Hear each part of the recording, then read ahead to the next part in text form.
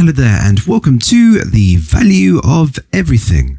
Okay, so in today's podcast, we're going to be exploring free will in the advent of the modern age with regards to the internet and search engines. We will be obviously exploring that in quite some depth, but before I go any further, we will explore the system of review analytics algorithms and see how that is a bit of a strange mix of information. However, there has to be some degree of it to work, or search engines would be completely irrelevant. But I guess there is some big questions in terms of our individualism and how we can evolve. I always state that there is an important area in terms of our own evolution to have individual pockets of channels of thought rather than just an entire collective of thinking on the same broad lines. But without further ado, we shall look into the pattern of reviews. So one thing I'm going to generally go into right now is just the standard of ratings and see how that does change under certain circumstances and how people can perceive things in different ways and manners. And you'll see that user reviews are a fairly complicated compile of different preferences, nostalgia, and all manner of different personality traits which are going into this massive pool of a ranking. And it really doesn't necessarily give us a clear indication of whether something is that good or not. It probably does give us an idea of whether a product is good or not in an average sense, but not necessarily something that would directly appeal to us. And obviously that's where the future of markets are trying to go. So we're going to explore that, and we're going to just explore just a few little areas of Google and wildcards and future predictions, as well as just a couple of grains of wisdom at the end.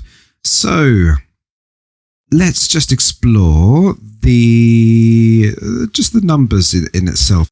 So the standard review usually is out of 10, so 0 being worst, 5 being average, and 10 being the greatest.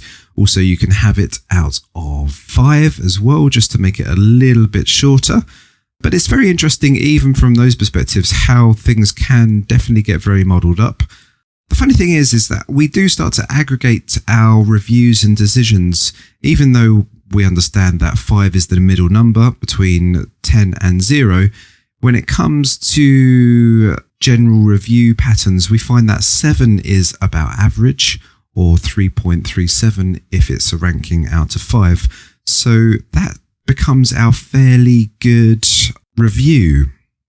So we have to look into the reason as to why this is happening. And we could definitely say that the majority of ratings which are provided in products or, say, movie reviews usually get skewed on the positive side. So what could be the reason for this?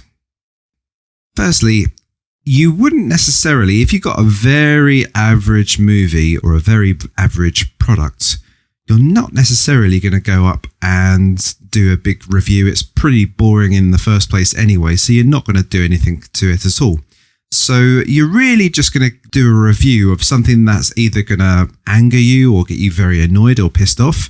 And then you're going to probably do a review if something has really appealed to you in a massive way. And therefore, we do find ourselves moving the metrics of review from 5 to 7. And 7 is becoming our standard, whereas it was, or it should in theory, be 5. Also, when we have ratings, is that we do have the self-adjudicator, or the judgment passer, who believes that a rating or ranking is either so low or so high that they will adjust their rating just to put it in the position that they perceive it should be. So you could find a review of something being 3 out of 10. You think, my gosh, that was a lot better than what everybody else is saying. So I'm going to throw in a load of 10s just to, or I'm going to put in my vote of 10 just to adjust it into the range I believe it should be in. So you can understand now that a review isn't just a review. It has many external factors which are being thrown into the mix to create this very interesting melting pot. Another slightly similar example would be a springback rating, where something had been suppressed for quite some time, and then all of a sudden the suppression was just too much to take, and it goes into a boom cycle. Now onto the side of the person who is reviewing it itself. So you could find that there is fairly confident people in this world who are very opinionated, who like to put down their reviews. Probably the majority of those, you'll probably think to yourself, I wouldn't really agree with you anyway. I don't really like over-opinionated people at the best of time. I like to have people who are thoughtful and conscientious and really are not confident in their decisions. Probably I would trust their review rather than somebody who is overtly confident. So dominant thought triumphs over conscientious thought. Bit of a problem there. Another thing which we could consider as well is that there could be one little element which could spoil the broth. So somebody has a product, there might be just one tiny little thing that they dislike about it, and that ruins the entire product, so they give it an entire 0 review. Everything about that product could have been perfectly fine, and really a lot of other people wouldn't even have noticed that problem or wouldn't even have used that element of the product. So tiny problems become humongous problems. Also, you could find that a load of fools really like this product a lot. However, the wise do not really like this product, and that would never be able to be shown up in a user review. And unfortunately, reviewers sometimes do have vested interests. So a competitor of your products could provide low rankings for yourself and therefore bring down your user review. So these are certain areas in which the review can become very strange. Now, with the big boys, say the Internet Movie Database, IMDb, Google and Amazon, they will use this data and compile it in certain metrics and algorithms to find the best user reviews. So they have to fudge up the numbers to appeal to their audience. A good example would be that Google has to use indexing and links in the background of pages to work out what the preferences are. It's something to do with SEO. And on the Amazon side, you have to have a product review, but they're usually using the reviews to make the most amount of sales. So that's probably a fairly easier version of how they would rank their products. So the big boys need to leverage certain data samples and give more credence to certain areas than others. Obviously, the more that you can understand your customer, it is more of a path to riches.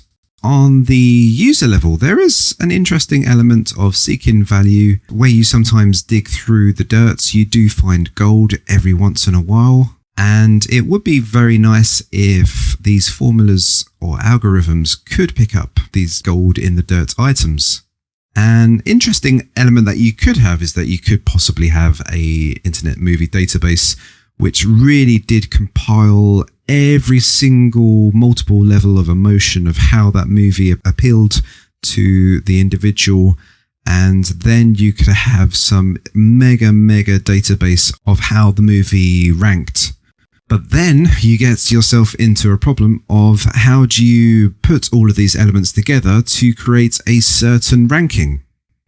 I like the example of Google where they use wildcard search patterns to continuously understand trends. It's very interesting how in the investment world they are always looking upon Google to see what are the biggest search results trending on that particular day.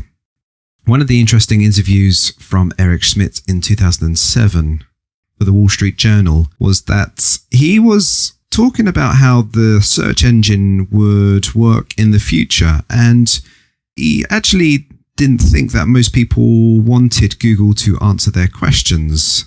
They wanted Google to tell them what they should be doing next. Now, that does definitely raise some eyebrows and ask a lot of questions. I guess the most important questions you could probably ask is, if you are not making your own decisions, then are you yourself anymore? History has shown that it's the man who doesn't conform to society is the one that evolves. So if we do want to improve humanity, we need to be independent of what everybody else says. I guess the old classic line is, if everybody started to jump off a bridge, would you follow them? Almost we become the children of this Google god. It does become a master of our own destiny, which is very problematic. So to round everything off, if you think that a search engine is a compile of statistical popularity, people who like to follow other people, statistical loops of the interested, the overtly confident, the very annoyed, and the easily pleased, we just become this overreactive feedback loop, which potentially doesn't identify us as human anymore. So remember, when we buy these things, we buy these objects, we buy these ideals, eventually at some point they begin to own us. And when it comes to products, the majority are a waste of your time and efforts. Fools rush in where angels fear to tread. And I guess one thing when it comes to criticism is that wise men will learn to relish good criticism and avoid being swept up in praise. We may take heed of warnings, but leave our choice of path open to will, for we shape our journey, and our journey shapes our identity. I think a Fleetwood Mac song is coming to mind. Thank you very much.